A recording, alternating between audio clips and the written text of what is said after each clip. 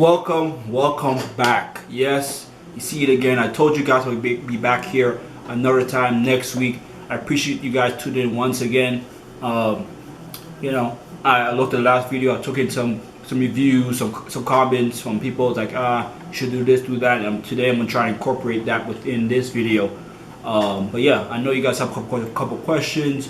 About the book. I know you see the title. Yeah, Bob Iger. Right here, the story of a lifetime, the ride of a lifetime. Sorry, this book right here. So we'll be talking about this. I have a couple comments about it that I'm sure you guys will be interested in hearing about. But let's just get right into it. We're talking a lot. Let's just get right into it. How the book starts off. It already starts off like this. It's not a biography. It's a memoir. It's just him talking about how he got from his work.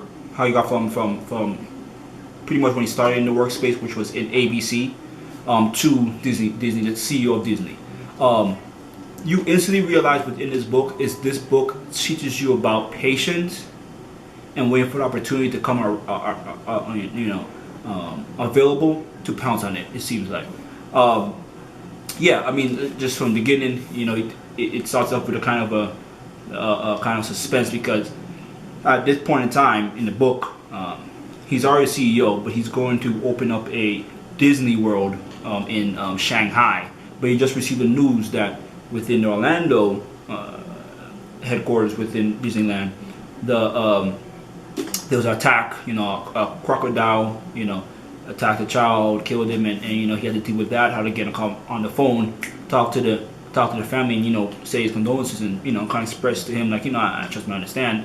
I can't understand honestly, but a son, and I have children of myself, my own, and everything like that. So, and it kind of starts off with that and how to deal with hey, he's opening up a brand new headquarters in freaking Shanghai, and then to deal with that news of that massive attack.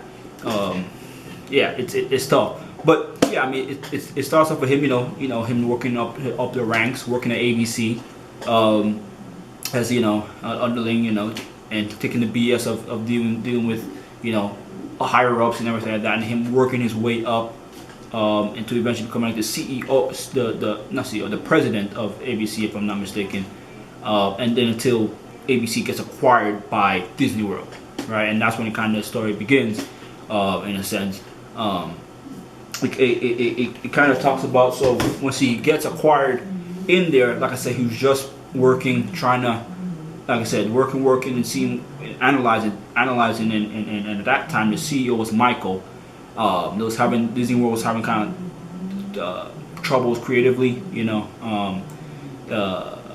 at that point they had a relationship with Pixar, which was Steve Jobs, right? They kind of squandered that relationship a little bit. And the board of members pretty much want something new in that sense, right? And then within that, he like I said, he's working for umpteen years, became then the COO of Disney World, and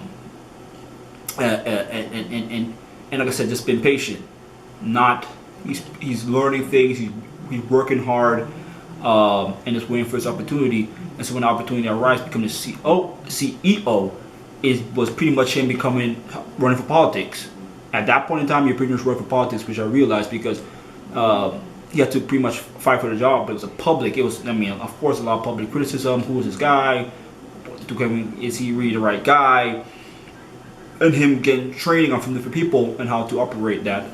So once he did finally get that position, this is where he left his mark, right? What he did great, which was kind of highlighted in the book, was his acquisitions. He acquired Pixar. Like I said, that relationship was kind of severed previously with the old owner, with the old CEO. Sorry. So what he came in and did was, fix on that relationship with Steve Jobs, and honestly, and Steve Jobs, and kind of getting Steve Jobs, back on board with Disney.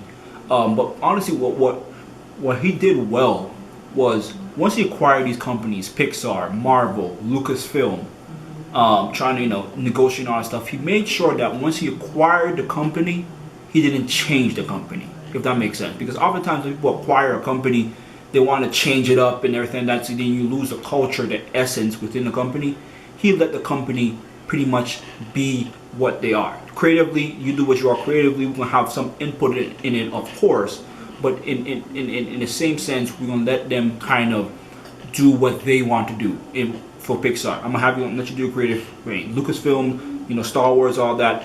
We're gonna pretty much try to keep what Star Wars is, but we still gonna add in a little flair. Marvel, how that is. So it really teaches you how important the importance of relationships are, working with people, not being combative, and trying to achieve a higher goal. Once you could figure out what they want and what you want, you can come to a kind of agreement to therefore make the company better. So he really much acquired companies. Oftentimes you could try to do some stuff yourself, or you could acquire a company or a person who has 10, 15 years within that type of realm that you want to accomplish, and bring in their experience, and then you could kind of speed that process along there. So that was the biggest thing within that thing. I want to come, and then it's an interesting book. It's a good read. From 1 out of 10, how I give it, you might be asking. I say 7. I mean, it's a solid book. It's a solid book for me. Trying to get a different perspective. A couple of things I learned. Two key things in the end of the book. He kind of gives his like advice, his kind of gems within his learning, being within that kind of structure, that business structure, what he learned, and I kind of wrote it down here. Let's see here. Let's see. So he says, value ability more than experience, and to put people in roles that require more of them that they know they have within them. And I think that's huge. I mean, sometimes when you put somebody in a position that they might not be necessarily ready for, it then kind of speeds up their learning, their growing, because then you acquired more of yourself. You see what I'm saying? So I found that very interesting, and I kind of agree. Oftentimes I felt like sometimes I've been put in situations where, like, I don't know if I'm ready for that, but I'm forced to be ready for that, which has helped me work out and be, like I said, once you're comfortable, you only grow. Not when you're comfortable with your nice little sheets, with you sleeping in the bed, nice and comfortable. No, this right here pretty much explains, that if you're putting people in predicaments where you feel like they can grow, and they might not be knowing they're ready to grow, they can succeed in a specific area. It puts them, it requires more out of them, and you get more out of them. And then the other one I really like, which struck me like a bag of bricks, honestly, was when the people of the top of the company have a dysfunctional relationship. There's no way that the rest of the company can be functional. I mean, that's just facts. I mean, let's just understand that. I always say it's like from top bottom, not bottom top. The leaders of the company have to be a functional, well-oiled machine, ready to be one. Because if you're not already at the top, you can't. Oftentimes people below you are looking at you at the top and seeing how they operate. And guess what? Even if you don't want to copy what they're doing, you eventually become what they are, dysfunctional. You see what I'm saying? So that's just a huge takeaway right there. You just can't. You have to be. The top have to be functional. It was a lot within the company. There was a lot going on with Roy Disney, which was the one of the, I think, the son or whatever within the company, who was kind of saying bad things in the public and all that stuff, and how Michael was doing his stuff, and then they had kind of this strat team that was kind of overseeing every decision, which was slowing down things and stuff. I mean, it was just a lot going on, so you had to clear that up and make sure that that's functioning, everything like that. And once he did that and everything, the company soared, and we know it for what it is today, which kind of gave me clarity, because I've been watching Pixar, thinking Pixar is just Disney. I didn't know it was acquired by so it gives you that clear vision. So yeah, man, it's a good book. I recommend people to read it. Yeah, it's a solid book. So I appreciate you guys watching this video. Try to see. I'm seeing, look, it's a 10-minute mark here, so I'm gonna let you guys go. I appreciate you guys. Thank you for everything. Peace.